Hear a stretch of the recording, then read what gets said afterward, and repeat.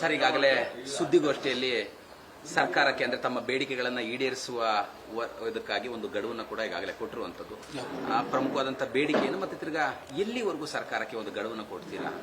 ಈ ಒಂದು ಏನು ಬಜೆಟ್ ಅಧಿವೇಶನ ನಡೀತಾ ಇದೆ, ಅಧಿವೇಶನ ಮುಗಿಯೋವರೆಗೂ ಅವರಿಗೆ ಸಮಯ ಕೊಡ್ತೀವಿ.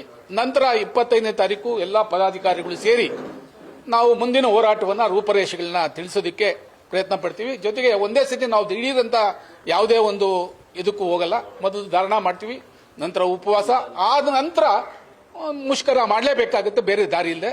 ಇದಕ್ಕೆ ಸಂಪೂರ್ಣವಾಗಿ ಸರ್ಕಾರನೇ ಜವಾಬ್ದಾರಿ ಹೊರಬೇಕಾಗುತ್ತೆ. ಅಂದ್ರೆ ಈ ಮುಷ್ಕರಕ್ಕಿಂತ ಮುಂಚೆ ಸಾರಿಗೆ ಸಚಿವರನ್ನು ಸಿಎಂ ಅನ್ನು ಭೇಟಿ ಮಾಡಿ ಹೌದು, ನಾವು ಇಂಥದ್ದೊಂದು ತೀರ್ಮಾನ ಮಾಡ್ತಾ ಇದ್ದೀವಿ, ಗಡುವನ್ನ ಕೊಟ್ಟಿದ್ದೀವಿ, ನಮ್ಮ ಬೇಡಿಕೆಗಳು ಇಷ್ಟಿದೆ ಅಂತ ಮನವಿ ಮಾಡುವಂತದ್ದು ಆಗತ್ತಾ? ಆಗುತ್ತೆ, ಮಾಡ್ತೀವಿ. ಜೊತೆಗೆ ನಿಮ್ಮ ಮೂಲಕ ಆಗಿದೆ, ಈಗಾಗಲೇ ಅವ್ರಿಗೆಲ್ಲ ಹೋಗಿರ್ತದೆ ಸುದ್ದಿ. ತಮ್ಮ ಮೂಲಕ ಹೋಗೋದು ಬಹಳ ಪ್ರಬಲವಾಗಿರ್ತದೆ, ನಾವು ಕೊಡ್ತೀವಿ. ಆದ್ರೆ ಈ ಮಾಧ್ಯಮ ಇವತ್ತೇ ಅಲ್ಲ, ಹಿಂದಿಂದನೂ ಕೂಡ ಸಾರಿಗೆ ನೌಕರ ಹೋರಾಟಕ್ಕೆ ಸಂಪೂರ್ಣವಾಗಿ ಬೆಂಬಲ ಕೊಡ್ತಾ ಇದೆ. ಅದಕ್ಕೆ ನಾವು ಧನ್ಯವಾದಗಳು. ವಿಶ್ವಾಸ ಇದೆ. ಅಲ್ಲ, ಅವರು ಹೇಳ್ತಾರೆ, ಅವ್ರು ಹೇಳಕ್ಕೆ ಇರೋದು. ಆದ್ರೆ ನಾವು ವಿಶ್ವಾಸ ಇಡ್ತೀವಿ.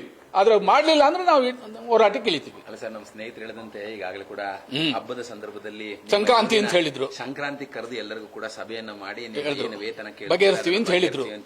ಅದ್ ಮಾಡಿಲ್ಲ. ಮಾರ್ಚ್ ಆಯ್ತು, ಇಲ್ಲಿವರೆಗೂ ಕರ್ದೇ ಇಲ್ಲ.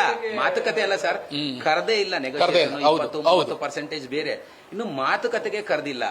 ಅದನ್ನೇ ಆಗಿಲ್ಲ. ಇಷ್ಟು ದೊಡ್ಡ ಬೇಡಿಕೆ ನಿಮ್ದೇನು ಸಣ್ಣದಲ್ಲ. ಅಲ್ಲ, ಅದು ಯಾಕೆ ಅಂದ್ರೆ ಅದು ಹೇಳ್ತೀನಿ ಕೇಳಿ. ನೌಕರರ ಬೇಡಿಕೆನ ನಾವು ಇಡಬೇಕು. ಅವ್ರ ಹಿಂದೆ ನೌಕರರ ಬೇಡಿಕೆ ಇಟ್ಟಿರಲಿಲ್ಲ, ಅವ್ರ ಬೇಡಿಕೆ ಇಟ್ಟಿದ್ರು. ಅದರಿಂದ ಅವ್ರಿಗೂ ಗೊತ್ತು. ನಾವು ಇಟ್ಟಿರೋದು ನೌಕರರ ಬೇಡಿಕೆ, ನಮ್ಮ ಬೇಡಿಕೆ ಅಲ್ಲ ಅದು. ಅದನ್ನ ನೌಕರರು ಸಂಪೂರ್ಣ ಬೆಂಬಲ ಕೊಡ್ತಾರೆ, ಸರ್ಕಾರವು ಇದಕ್ಕೆ ಬೆಲೆ ಕೊಡಬೇಕಾಗುತ್ತೆ. ನ್ಯೂಸ್ ಫಸ್ಟ್, ನಿರ್ಭೀತಿಯಿಂದ ನಿಮ್ಮ ಪರವಾಗಿ.